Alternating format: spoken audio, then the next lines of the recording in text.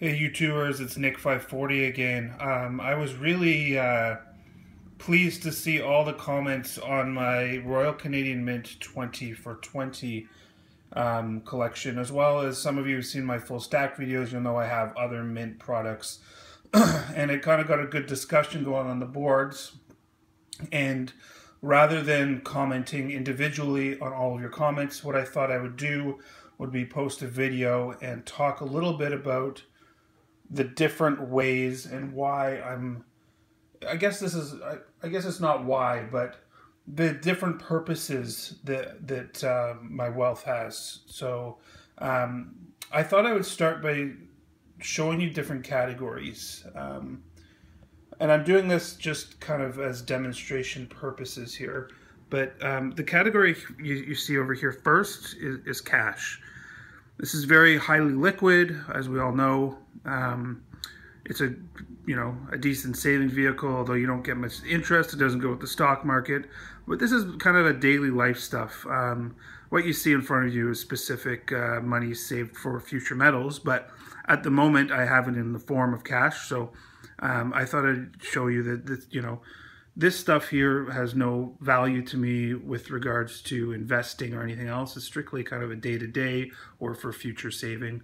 I do keep this, I go down to the States quite a bit, so I do keep this also just kind of as diversification of currency. This here is just investment straight bullion, what you see here. This has no sentimental value. You probably saw in a recent video these two came. This is strictly for the metal content. This is why I'm buying this. I'm hoping that one day the metals are going to go up and I'm going to be able to sell this. This is very liquid for me. I have no sentimental attachment to anything here. This is just straight bullion right here. And the premiums for most of these were very low.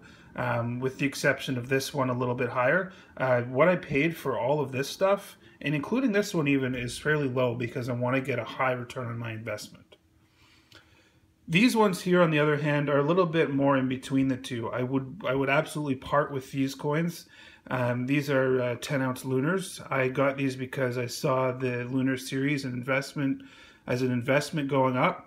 I did pay a premium for them, but I expect to get a return on my premium for them. I know some people call these semi-numismatic. I still am putting this in the bullion category. The reason they're not over here is I did pay a premium with them, and I'm taking the risk on that premium. These ones are a lot more liquid than these ones because what's going to happen if I go to a bank or a bullion dealer, they might give me a little bit more than spot at the bullion dealer, but at the bank, they're going to give me spot for this. So it would make no difference, and I've lost my premium. So I would be looking to sell for another investor for this one, whereas this one is very liquid compared to what this will be. These are liquid with the metal content, but if you're not a coin collector or someone who appreciates or know what the lunar series is, it's irrelevant. These ones over here are my Royal Canadian Mint. These 5 in particular generated that conversation. This is the Superman series. Then over here you have the 1-ounce Looney Tunes series, which is numismatic. For what you pay for it, this was actually a gift, so I didn't pay anything, but I do love Looney Tunes. I think they're fun, reminds me of childhood. This is the Canoe series. I just popped a couple out to show you. This is my Royal Canadian Mint stuff. This is my hobby.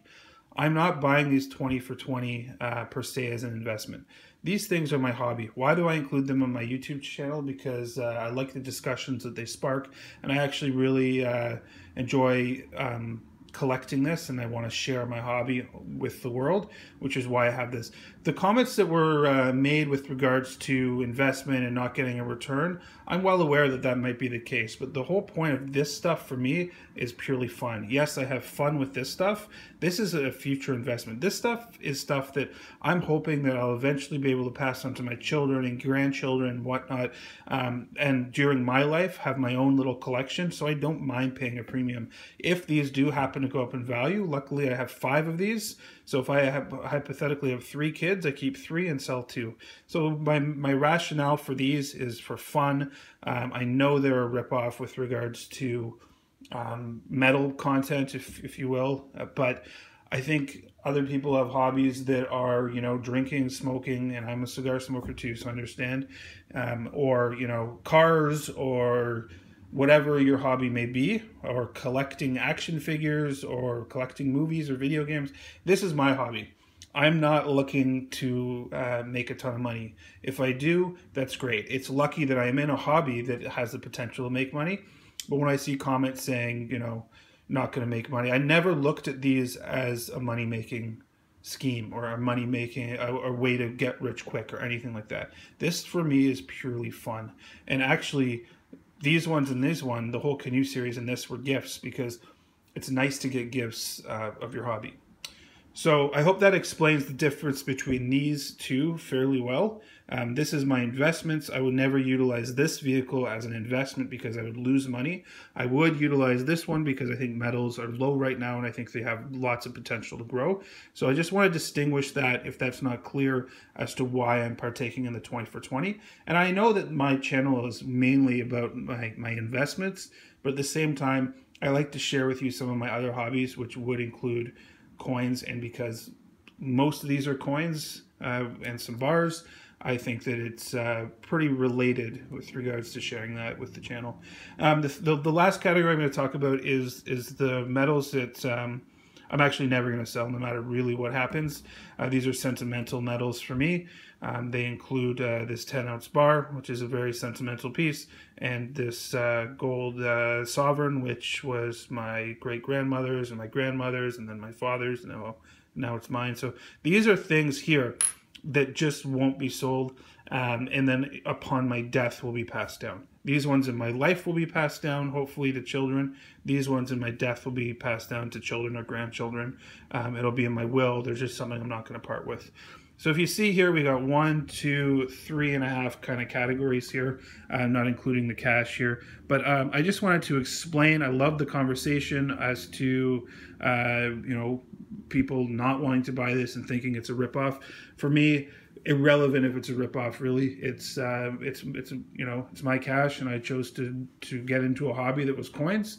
And if I want to take this whole thing and buy 20 for 20s, I probably can't do it because you can only get 5. But hypothetically, then I would do that if that's what I wanted to do, because I really do enjoy coin collecting. And if those of you who are interested, I don't just coin collect, I actually bill collect. I've got great old Canadian and American bills. I also have new bills for Canadian American. If you're interested in seeing that, leave a comment and I'll do that. I also have some bills from around the world. I have some coin sets from Canada. I've got some American, both quarter, state quarter map. Also the Denver and Philadelphia mints, sorry, and San Francisco mints, and Royal Canadian Mint provincial coinage, and toonies, and you know, lots of special coin stuff, international coins from the world. I have a lot of coins, old 50-cent pieces that some have silver, some don't, but I don't put them in my stack. Like, I have a very diverse coin collection that has not really been shared on this video.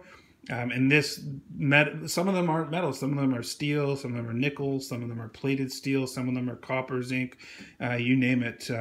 I have an international, but most are Canadian American, but yeah, a lot of international. This is my hobby, right? Some of them have metals, some of them have gold in them, some of them are silver, some of them are copper. I mean, you name it. I have a vast array of old pennies, and I could keep talking about my coin collection. That is my hobby. My coin and bills are my hobby. This is my hobby. This is my investment.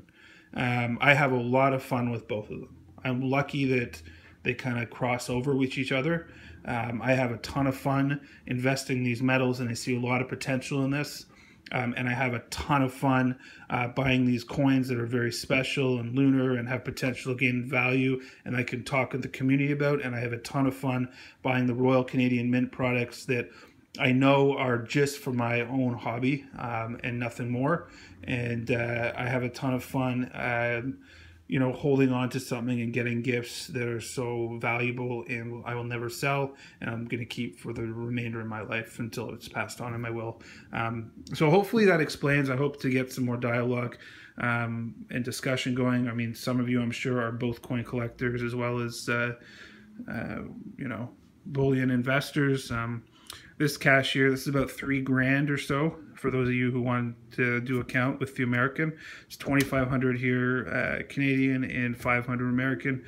What I'm hoping to do is, I haven't decided yet if I'm going to put 500 in a mutual fund and 2,500 into some gold, or 500 in a mutual fund or stock. I'm looking at Tesla and a couple other stocks right now, and put the remainder in some silver and some gold, or just hold it until I'm ready to do with it. Either way, this is investment money, you know, I'd appreciate your comments on this.